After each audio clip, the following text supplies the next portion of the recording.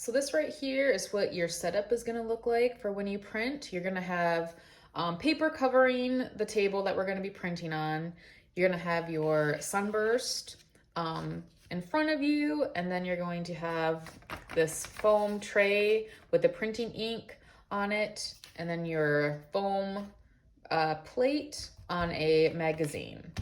So make sure before you start, you have marked where the center of your circle is. So, you know, it's not here, here, here. This is where the center of my circle is going to be. So whenever I print this, the 4 times I print it, I'm gonna make sure that I have it marked on the back. You can like make a little X with your pencil or whatever you need to do to make sure that you can tell that this is the middle when it's backwards or upside down. All right, so for a brayer, when you're inking your brayer, you're just going to pull, not the whole thing, but just pull a little bit of the ink down. You can see, I don't know if you can see that, but a lot of it is left behind. So I'm just pulling down what I need for the first print. I don't need to have, you just want a nice thin layer. You don't want it super thick. So it looks like you have a nice thin layer on your brayer. You're gonna come over here and you're gonna make sure, and you have to work quickly so it doesn't dry on you. So you're gonna make sure that the ink is covering your plate. Okay, put the brayer back down on the foam tray. All right, carefully flip it over so you're not touching it. I know this is my middle, so it doesn't matter where you start as long as the middle is pointing toward the middle. So I'm gonna line this up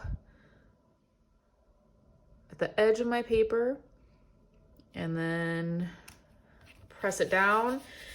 And you need to make sure that you press down or rub every single part of this square. Otherwise, if you're not rubbing it just by setting it on top, it's not gonna transfer the ink to your oil pastel design. So all the way around, you wanna make sure you get the edges, the corners, the middle, everything. Then you're gonna peel it off. And there's your first print. Put it back over here. If this is really messy, you're just gonna tear the magazine page off and start with the clean one.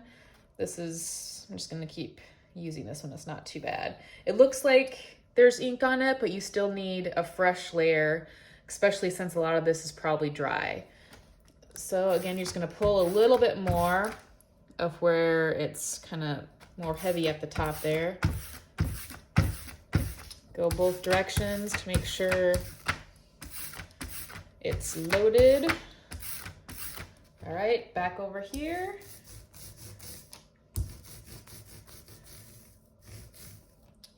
It's harder to tell once you've already inked it one time that you have all of the edges because it's all black, but just try your best. Okay, there's the middle, I know. This time, instead of lining up on the corner, after I printed my first square, now I always want to line it up right alongside the square I printed. Because you can see like a little piece right here. It's not perfectly a square, or it's not gonna be exactly the same. So just make sure you don't want any gaps in the middle of your design. So from after your first one, just make sure you keep lining it up against your print, not the edge of the paper anymore. That's just for the first time. Just making sure you have it in the middle and then against the print. Okay, make sure you grab every area. Every year there's students who rush this part and they don't have their design transfer and they're not happy, but it's not going to work unless you get all those sides. And it is a little messy, but that's how you have to do it. All right, there's a little bit of a gap there, but it's not as bad as it would have been if I would have lined it up in the corner. Flip it over again. So you just do the same thing. I'll do one more here. Ink it up. Nice thin layer. That back. Make sure you know where the middle is. That's my middle. Right up against it. So you can see a little line there too.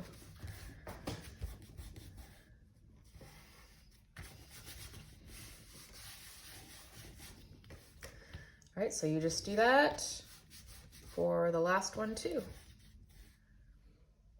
Let me take it off here.